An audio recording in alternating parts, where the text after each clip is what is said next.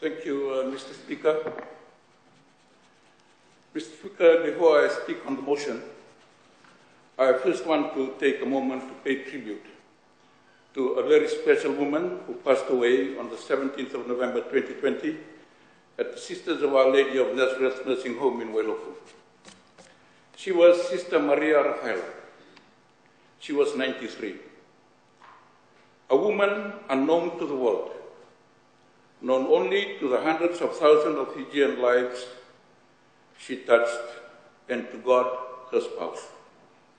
During the 70 years she served as a Catholic nun in the order of the Sisters of Our Lady of Nazareth. She was physically small for a woman, Mr. Speaker, humble, warm, and of a big heart. Sister Rafa, as she was personally known to her fellow nuns and to those she served, was born in Nakorovo, Televu on 28 April 1927. Sister Rafa served God, her spouse, with faithfulness, fidelity, dedication, loyalty, inspired purely by God's love for his beloved, and that is God's people. At the time of her death, she had been a Catholic nun for 70 years, having made her vows in Solevu in Bua to serve God on 21st November 1950.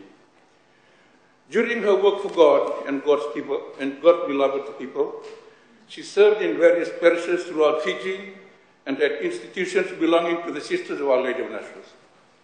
These places include Bethany Hostel in Lozala Bay. Thousands of young Fijian women, and also from throughout the Pacific, who matriculated at UST were housed and cared for by Sister Rafa at the hostel. Mr. Speaker, many of these women are leaders in Fiji communities today and in the Pacific at large. Sister Rafa spent almost 20 years of her life serving and caring for lepers in the leper colony at Mokongai, and later at Tumi Hospital for a significant period after Mokongai closed. Like her fellow nuns that served with her at Mokongai, she was motivated and dedicated to serving the people by her undying love for God. Sister Rafa, like her fellow nuns, are unpaid and fund their charity works through their own initiatives. Sister Rafa also served at the girls' home of Murphy Drive in Monikau, I don't think it's here today, and at Hilton School for the Handicapped. She also touched the lives of many during her services within the parishes of the Roman Catholic Archdiocese of Suva. I believe, Mr. Speaker, she is a saint in heaven today. And I pray that many young Fijian women will be inspired to follow in her footsteps and by her example. I wish to end my tribute to Sister Rafa in the words of St. Matthew's Gospel. Well done, good and faithful servant. You have been faithful over a little. I will set you over much. Enter into the joy of your Master's kingdom. Sister Maria Rafaela, rest in peace. Mr. Speaker, on 30th November 2018, while responding to His Excellency the President's address, when he opened the new term of Parliament after the general elections, I said in reference to Fiji First Government, and I quote, I only hope that they will be magnanimous and start talking to us instead of talking at us. Because talking at us will not bring equality, dignity, and justice to all our people. Talking at us will not result in lasting social, economic, and political advancement. Above all, talking at us will cause irreparable damage to race relations in our beloved nation, unquote.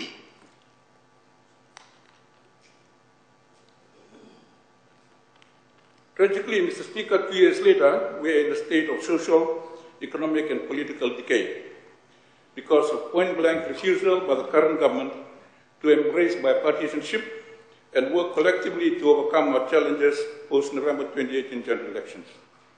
Strategizing low-hanging fruits on level 9 for 48 hours, barely a month after elections, has seemingly exacerbated our decline with nothing left in the reserve tank, or nearly bursting the ceiling of our capacity for borrowing at a time when we need it most during a global pandemic. We are now facing the wrath of the single biggest calamity since World War II. And apart from keeping our population safe, at least till now, thanks to border closures worldwide and the sterling work of our health workers, professionals, security personnel, and frontline workers, this government is powerless to do anything else to alleviate the plight of a growing number of our population reeling from lack of help. And the facts staring at us daily are: 1, the 115,000 unemployed and increasing, thousands more enduring wage reductions through reduced hours or rates, total lack of respect for collective agreement between unions and statutory employers in terms of fair and adequate redundancy packages. Mr. Speaker, this total lack of empathy is also largely the result of declaring COVID-19 an act of God in May. We had then warned it was a noose around the workers' neck, as it would casualize employment and deny them fair redundancy packages. At that time, Fiji Airways workers were summarily dismissed with total disregard of their redundancy agreement of 3 months' pay plus 3 weeks' pay for each year of service. Air Terminal Services workers were also kicked out without notice. In both cases, the terminated workers found out sooner rather than later that their jobs were advertised in the Fiji Sun. We know that some ATS workers were rehired, but for a day or two in a week. If this is not casual employment, what is it, Mr. Speaker? Is this the Bainimarama boom? Number 2, Mr. Speaker, the total reliance on FNTR funds for survival by the unemployed and those on reduced wages, not forgetting government's own reliance on the fund to be the biggest source of domestic debt. That stood a little over 3 billion, or more than half of the total debt, as at 31st July 2019. Now, is this the Bainimarama boom? Number 3, a public health and medical system that is deteriorating as fast as the sugar industry. We are inundated with complaints about the state of hospitals and health centers and lack of basic medication. We are bombarded with complaints about lack of breakdown, with a lack of or breakdown of diagnostics, as well as inability of hospitals to perform simple blood tests. There is growing concern about women's reproductive health, the well-being of our women, most of them mothers in rural areas, is critical to the health of their respective families and their children. The role of all women, particularly rural women, is ensuring the health and nutrition requirements of their families cannot be emphasized enough. A sick woman or mother severely undermines this important aspect of a healthy family, many of whom are already looking for cheaper options of food and medication just for daily survival. Is this the Bainimarama boom? Number 4, Mr. Speaker, the sugar industry that is in comatose with no hope whatsoever of revival by this government. From 3.2 million tons of sugarcane, and 310,000 tons of sugar in 2006, before the military government and later the Bainimarama government took control, we are now producing in 2020 1.73 million tons of sugarcane and 152,000 tons of sugar. We had 18,272 active growers in 2006. In 2019, we had 11,902 growers, a reduction of more than 6,000 growers. Now, growers are faced with a fresh predicament of denial of a guaranteed price of $85 per ton of cane. The 29 season payment finally paid out in 20 October, so growers being shortchanged by $2.79 per ton of sugarcane, or almost $5.04 million in total, where calculations are based on the 2019 total cane crop of a little over 1.806 million tons. On 31st August, we threw a question to the Honorable Prime Minister and Minister for Sugar, pre-warned him about declining production and increasing TCTS, or tons of cane required to make 1 ton of sugar. He replied to our question saying the sugar industry was booming, like the Bainimarama boom. He said we didn't understand how TCTS worked. Now, Mr. Speaker, a little over 3 months later, the Honorable Prime Minister had to literally swallow his own words. Low cane production, low sugar production, and TCTS of 11.38, worse than 2019. Boom has exploded, Mr. Speaker, but in the face of the Prime Minister's very own eyes. His bragging rights, in my opinion, are best suited for drama and theatrics, not the highest court of the land where we deal with facts and figures. Is this the Bainimarama boom, Mr. Speaker? Number 5, the lack of any positive impact on the exorbitant prices of food, medicine, and other basic items for the so-called duty reductions announced in the 2020-21 budget, thereby ensuring the cost of living that had skyrocketed and made mockery of low inflation remains as a sore thumb for our ordinary people. More and more people are resorting to cheaper alternatives or forced to live on half-full stomachs. Mr. Speaker, basic food items still carry VAT of 9%. So do all medication, including prescribed medicine. We frequently see patients or their relatives taking prices of medicine in pharmacies and opting not to take the fully prescribed courses, but half or even less, just to shrug off the illness, but not to fully recover. Number 6, Mr. Speaker, the deteriorating infrastructure, particularly roads under the Fiji Roads Authority, and the water supply and the water authorities of Fiji leaves much to be desired. AP40 continues to be used to fill potholes, and barely a week later gets uprooted or washed out. Even new road ceilings leaves much to be desired. Old tar seal is being scraped and the roads coated with fresh seal.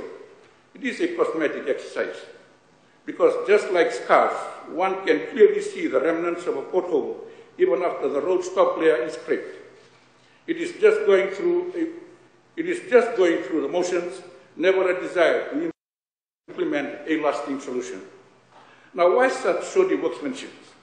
The answer is obvious. Sasyang nila. Paisa nai hai. Or no money.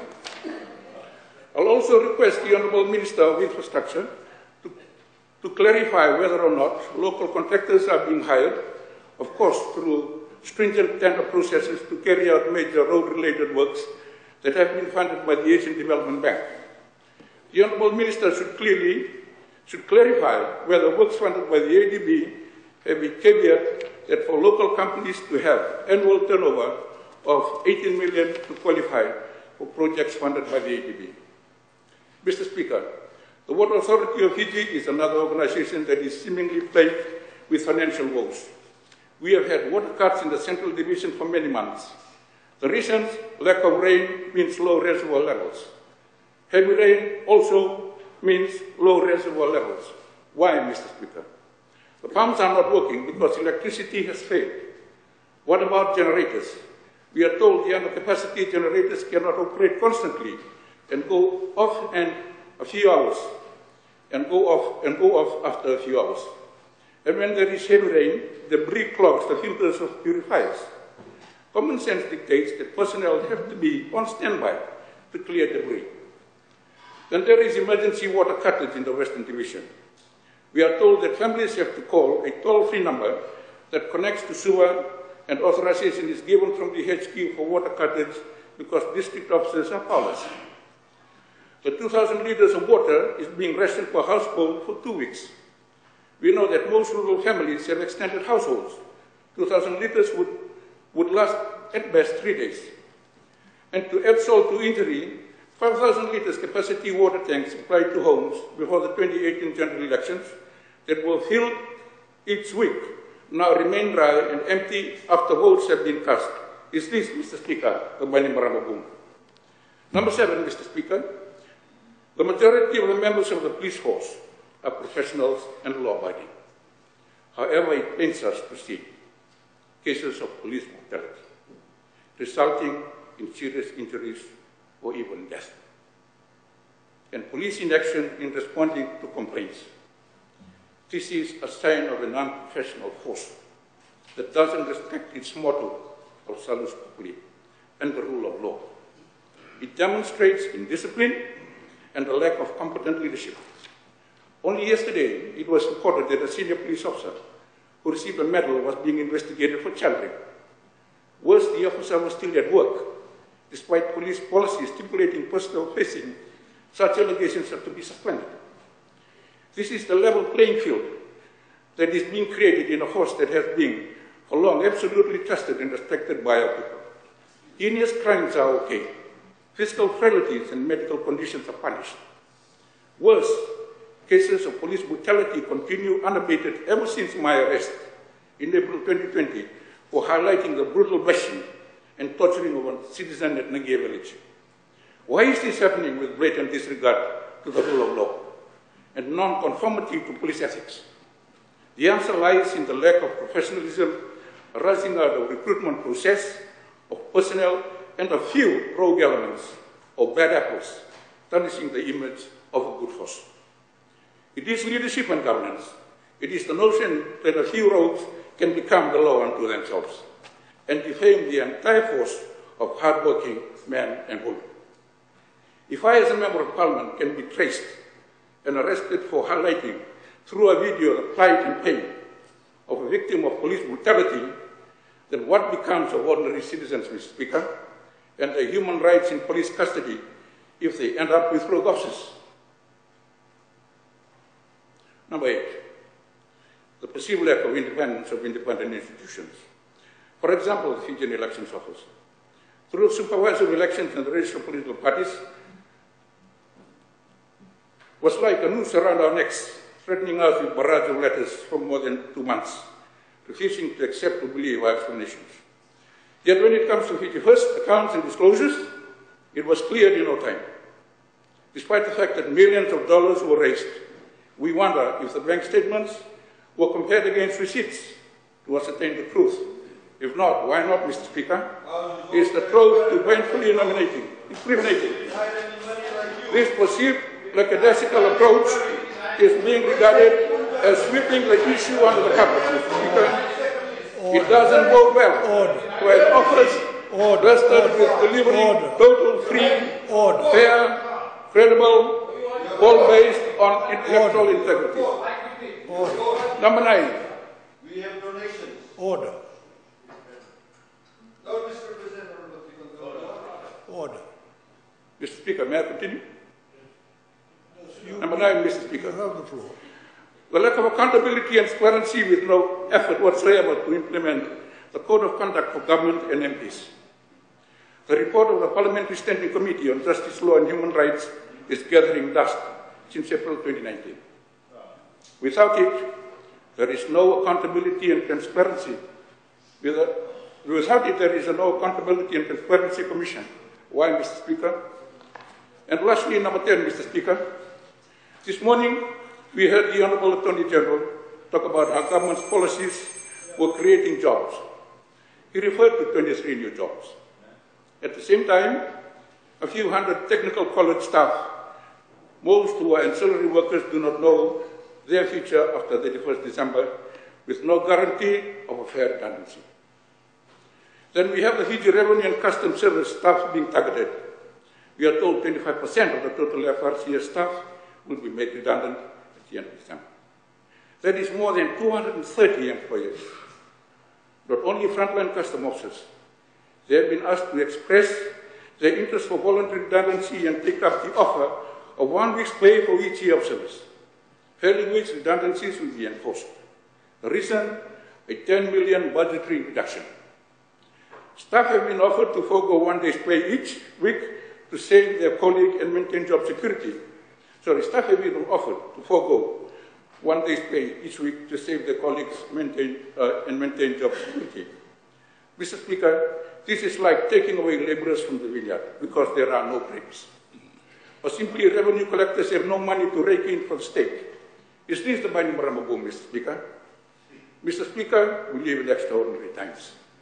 The pandemic shows no sign of abating. Our frontline workers, health professionals, and security personnel from the disciplined forces will continue to work tirelessly to keep all of us safe. The only way to overcome the challenges facing us is to take a giant leap of faith and march forward in unison. It is a time to stop pretending that all is and will be well. It is a time to stop bragging about booms and how visionary the leadership has been, because this myth has fallen flat on its face. when confronted with a challenge.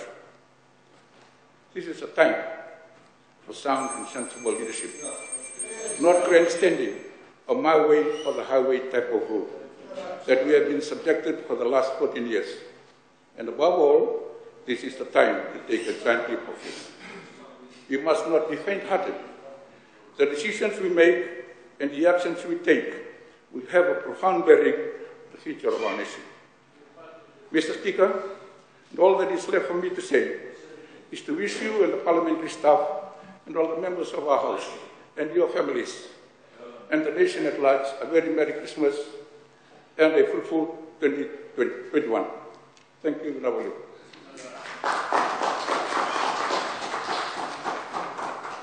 I thank the Honorable for what you're doing.